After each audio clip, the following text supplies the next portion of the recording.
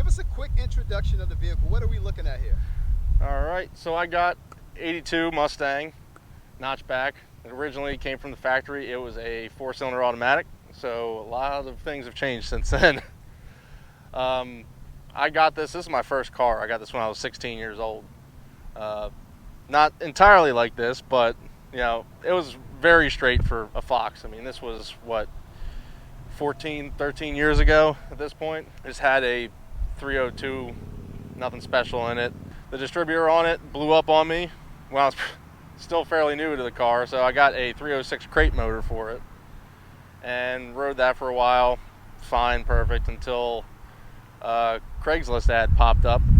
A friend of my dad saw it. I don't know what he was looking for because it was in a 88 BMW. It wasn't even advertised as a Coyote in it. Wow. But the guy just had bought a brand new crate motor and didn't even hook anything up yet and just had to sell it. So opportunity came, went for it. So it was got that 2018. We all did the build in the entire 2018. Got it freshly painted at the beginning of 19. Got my 3550 rebuilt by Hanlon, and thing just shifts so smoothly. Has no problem handling the Coyote. Got the engine tuned at Revolution over in Baltimore.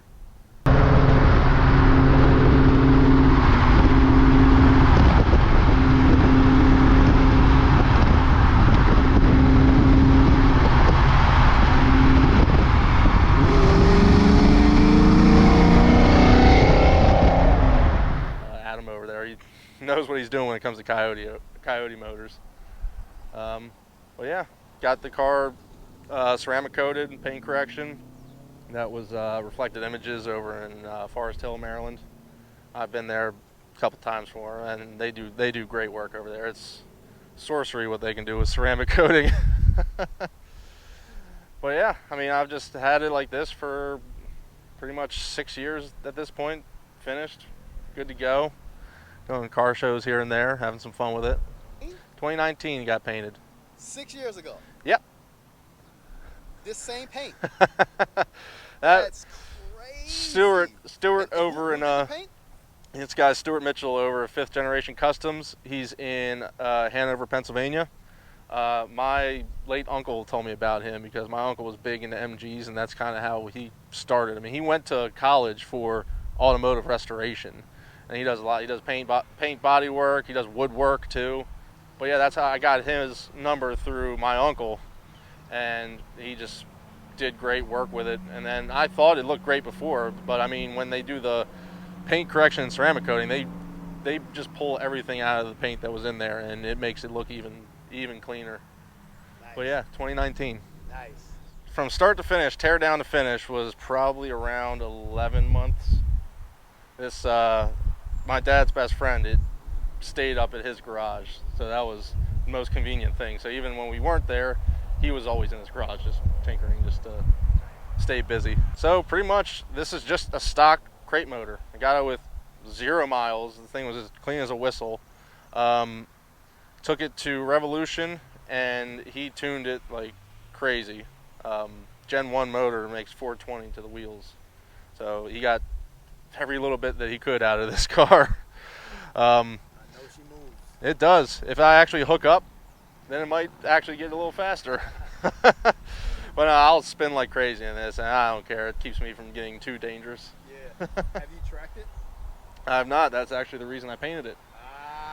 Okay.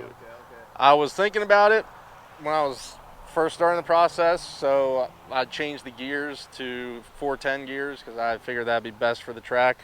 And then as the bills started racking up, as the build progressed, I was like, I don't want to take this thing and put it in a wall. Got no traction control or anything like that. So I was like, if I paint it, then I'm definitely going to deter myself from going to the track. So that's why I didn't have it done for very long before I sent it off to paint. It was probably over 2 months over the winter. Those are my caster camber plates from Maximum Motorsports. I got the Coney adjustable struts underneath of those, and I think they're just tuned in perfection. I mean, this thing is so tight steering wise. It's not no play. It doesn't feel like you're driving a Foxbody. It feels more like a newer car. And I got my power steering pump and my brakes running off of a Hydrotech system. I know some people like to use brake boosters from SN95s to swap into these, but I went with Hydrotech. They got good customer service over there. They work pretty well. How many people pulled up on you today trying to race you? Well, luckily I was in so much traffic today, I didn't even get the chance. Not today. No, it's I'm always sure fun. Once they hear it, Oh, it's fun. you get a lot of Mopars, Chevys. Well, everybody knows Mopar guys. Mopar guys just love everything. Yeah. You get the Ford versus Chevy guys. They're stuck in their ways. They don't want to see the other side of things. But Right. Mopar, they'll tell you everything. But yeah, I love it. I mean, one of the biggest decisions I was trying to make when I was putting everything together was the wheels. So before I had 4 lugs, I had the Celine knockoff replicas, and I loved how they looked. I loved the 5-spoke design of those, but they don't make a 5 lug, and I knew I wanted to swap. So there was a whole process of trying to find out which wheels I liked, and I definitely liked going with the 17s in the front and the 15s in the back, just because if I'm on the street, don't have the hood up, you know, you don't think anything of it. You know, it's just your typical grandma from the 80s looking car. But no, if you got big sidewall on the back, somebody might be thinking that there's something hiding there. And honestly, this car is pretty quiet when you're just idling. Yeah. But once you touch the gas, then you'll hear it. Yeah. It's that way with the gas. It's that way with the steering. I mean, the steering is just so responsive in this. Maybe sometimes almost too responsive. Wow. If I rest my arm a little heavy on the wheel, I can turn it pretty good. But yeah, I mean, once you stomp on it, it starts. Whether or not you hook up is a different story, but we have to heat up the tires a little bit for that one. From as long as I can remember, my parents had always had Mustangs. With a couple other things here and there, but growing up, even before when I was really little, their first brand new car was an '87 GT. But between the two of them, they've had about 13 Mustangs, I think, over the years. A little bit of everything from like 65 fastback to 69 428 Mach 1, 2004 Mach 1, a few SVOs in there. The SVOs really stood out to everybody. I mean, those things are marvel, I would say. You wouldn't think something like that out of a 4-banger would cook the way it does. But yeah, I mean, ever since I was a kid, Mustangs. So that's how I got into it. And the people that are surrounding my family, they're also Mustang people. And it's just going to car shows, car hangouts all the time. Whether it's Kmart, going down to Glen Burnie, it was always a part of my life. So when I was 16, I finally got the chance. I had an option when I was talking over with my parents, because we had a couple cars that we could have bought from a friend of theirs. It was either an '87 Mitsubishi Starion or this. And honestly, that Starion was a really good car, but I couldn't see myself in something other than a Mustang. Yeah. So I chose this car, and you know, put a lot of time with it, and it's been a part of me for a long time. And now I'm hoping once my son gets a little older, we'll get him a Foxbody. Maybe, if he wants a Foxbody, but he's going to steer towards the Mustang, I think. I think I might ingrain that in his mind. Yep, Mustang family. The way it's been with me growing up might be the same way with him. Yep, I can definitely see that. So what's your thoughts on, you got the Coyote in here, what's your thoughts on the LS? That might not be for camera.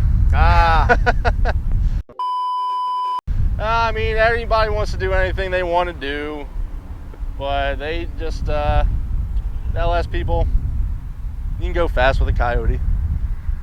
That's all I have to say about that. Personal preference, pretty much. Pretty much at this point. Okay. For someone looking to get into their first Foxbody, what should they be looking for? Deep pockets.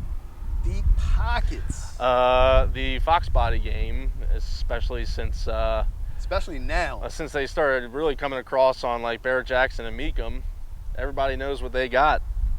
So I mean, something 10, 12 years ago that was straight, minimal rust, good paint, you can get that for friggin', you know, $7,000, good running driving car. But now you can't even find a roller in good shape with that.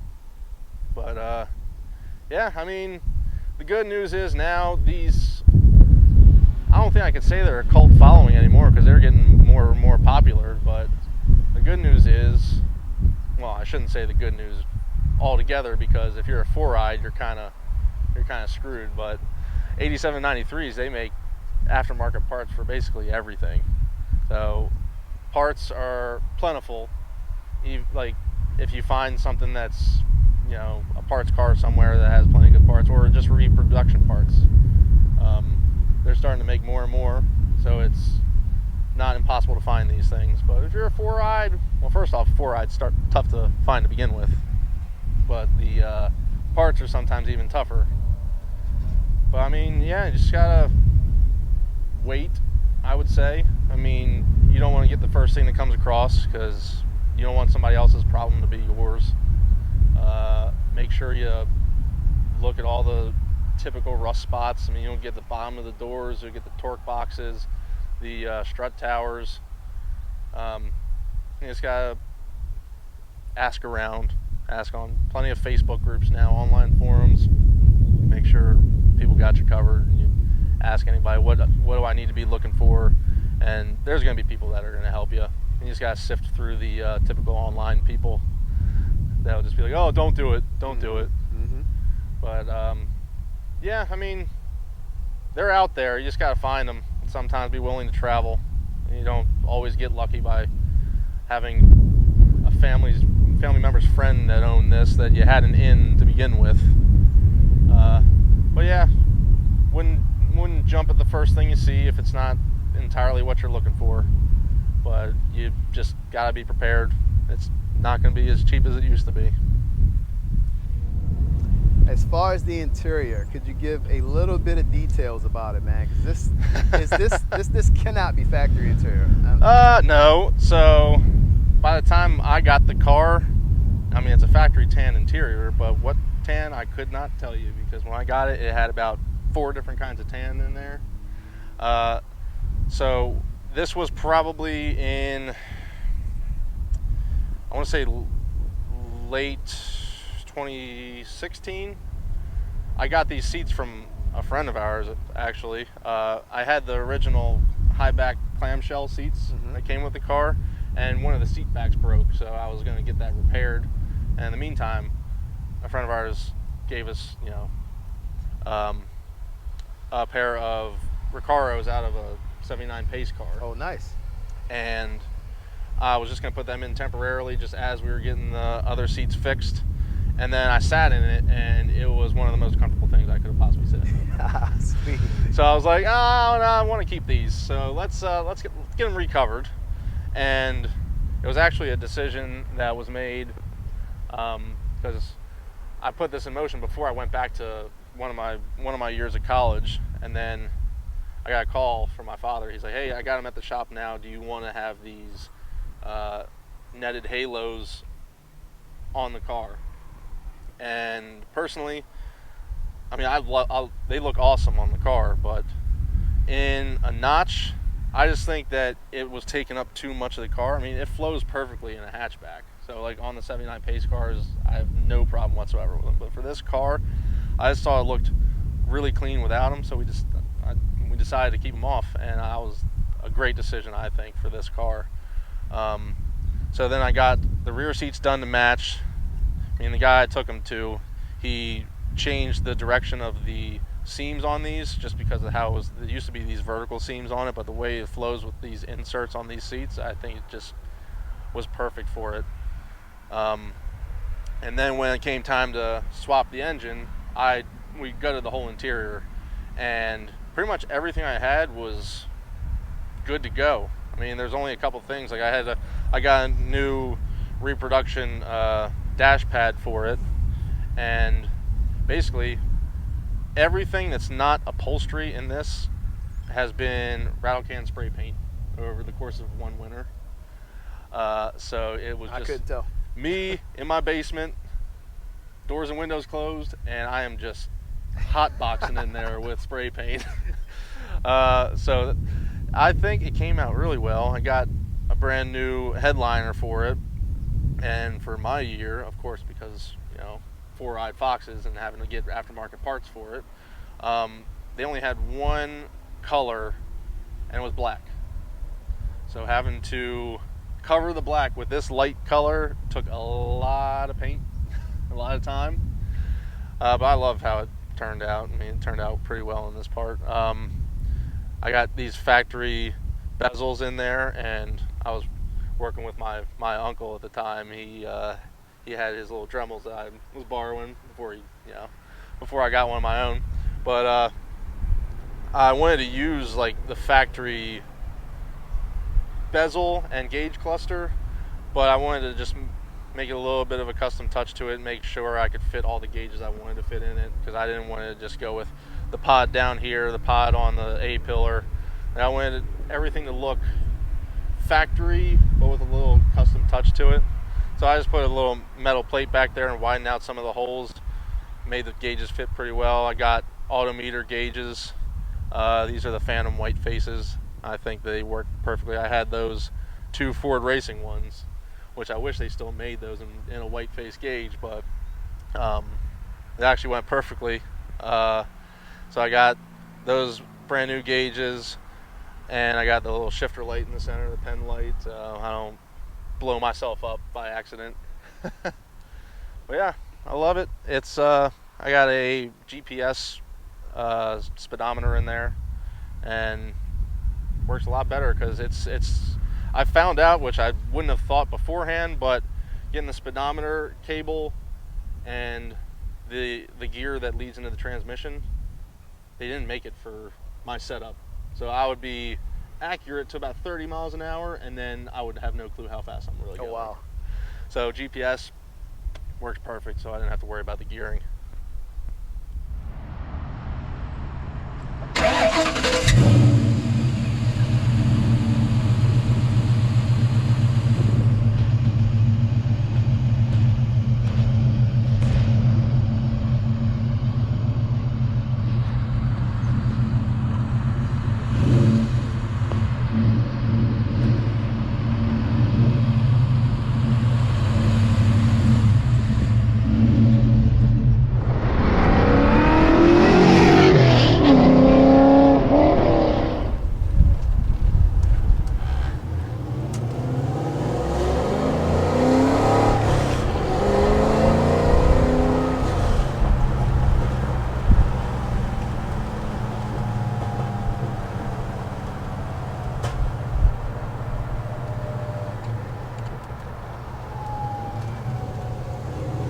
Man, this thing sounds good.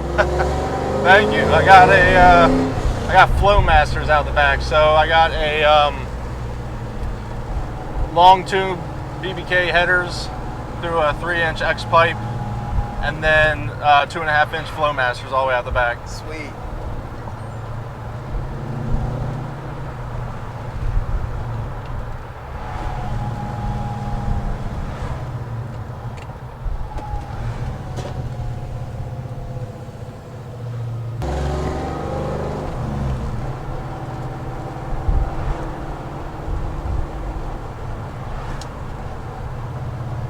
Burn a lot of gas? Quick? Depends on how aggressively I drive it. Honestly, if I just baby this thing, I can make it plenty far. Oh, okay, okay. So it's about hour-and-a-half drive for me to get to Carlisle. So if I really wanted to baby it, I could get to Carlisle and back 2 days in a row on one tank. Oh, nice. That ain't bad at all. But yeah, I don't baby it.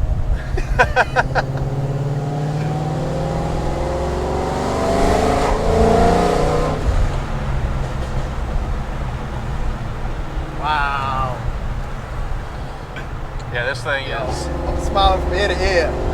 fun. And these things are so light. Oh my God. So even with this engine, I mean, this engine weighs nothing, but I weighed it with a half a tank of gas with me out of the car. It's 2850. Jeez. And I've done nothing to reduce any weight in here. I got full interior, I got everything. So you don't need much in a Fox to get it to go.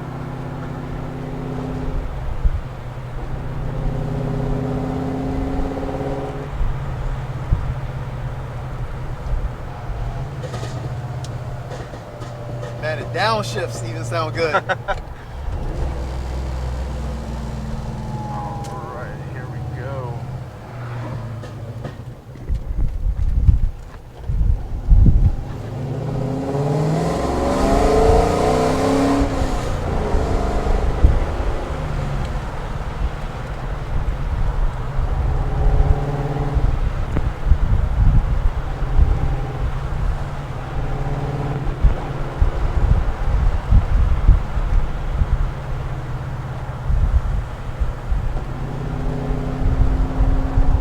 So, how often do you drive this car? I mean, not as often as I'd like. I mean, I get it out every now and then, and on the weekends, go to car shows.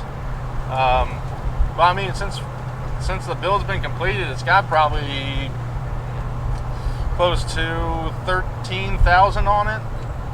So it's not like it's sitting in the garage the whole time. Yeah. But So 13,000 miles in 6 years? yep, So 6 you years. put roughly, what, around maybe 2,000 miles couple per year? thousand a year, yeah. Okay. I'd say that's a pretty good rate for some people. Yeah. Well, I mean, it limits the the amount of out of town shows that I go to. Right. I don't go to a ton right now. I mean, I did back 2021 or 2. I would go a little ways. Back when it was fresh. Yeah. Now you're Yeah. kind of used to it. And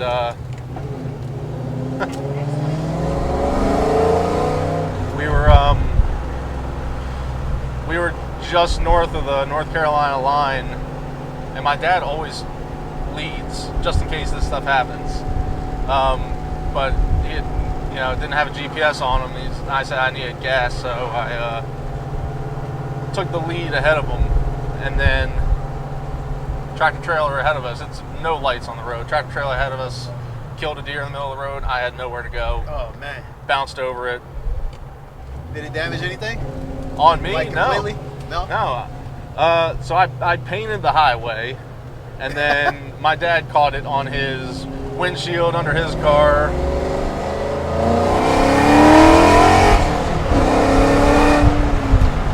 Jeez! Man, this thing pulls. Alright, if y'all want to go fast in your Foxbody, Coyote.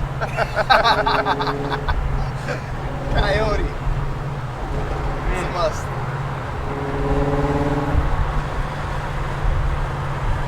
Well, yeah, that deer was something else. And it was, didn't find out until we got down to Charlotte that it actually knocked out my dad's electric fan. Oh, man. But luckily, there was a open house scheduled at Fox Resto. Oh, okay. And I went in there and I saw Matt, and I'm like, hey, Matt, we're in some trouble right here. And my dad is overheating right now. And he's like, oh, we're going to be here for a little bit. We'll be fine. I'll call over to NPD and we'll get it taken care of. Nice. 15 minutes later, there was a guy hand delivering the part to Matt man. from NPD. That's love. Got it fixed, saved our whole trip. That's love. I got nothing but love for Jen and Matt, Foxy Events, Fox Resto crew. They were very good to me in the first Chocolate Fox. And you won, what year was it? Well, so actually, they were trying to do a Chocolate Fox event because they would go up to Carlisle every year for Ford Nationals, and everybody kept hounding them like, you need to do something up north. And then they settled on Hershey, and they thought, oh, we'll call it the Chocolate Fox because we're in Hershey. They were going to initially do it in 2020, but then the world ended Yeah. and got pushed to 21, and they didn't know that they were going to have a show until like a month and a half, maybe 2 months before. And I'd been following Foxtoberfest online. I'd never been there at the time, and I knew that they at that time they were having like fan contests, like a poll, and it'd say vote on who you think should be on the event shirt and all the merchandise. So when I heard that they were doing the show, I sent her a message. I sent Jen a message, and I said, hey, if you're doing Chocolate Fox, I think I'd like to enter my car because, as you can see, it's chocolate. Perfect for the show. Right. So then she took that, and then by the time they finally decided that they could do the show, she said that we didn't have enough time to do a poll, so we got to pick a car, and ended up picking mine. Nice. Nice. That was a awesome experience for me, getting to talk a little bit with Harris Liu, because he did all the event merchandise, the designs.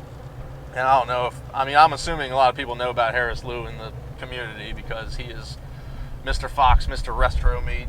I mean, the stuff I see him do at Mustang Weeks is just unreal. And also, coming from me, I'm a big NASCAR fan, and he's definitely deeply rooted in NASCAR, and it is just, it was amazing getting the chance to work with him a little bit on it, to design my shirt and everything. It was a amazing time, and I couldn't thank them enough for all they did for me at that time, and even still, I mean, they're the nicest people. All right, Sean, man, look, it's been great. It's been a pleasure to ride in this thing. This thing is quick. And thanks for coming on the channel. Shout yourself out, man. Where can people see a little bit more about this vehicle? Yeah, so I'm on Instagram, really. That's about it. Trying to get on it more. I haven't been on it so much since I have my kid, but trying to make some more posts up there. But it's 82 Coyote Coupe. If anybody ever wanted to shout out or ask any questions about the build, feel free. All right, guys. This is Car Show Rel from Car Show Studios. Signing out. See you on the next one. And as always, stay powerful, stay motivated. Salute.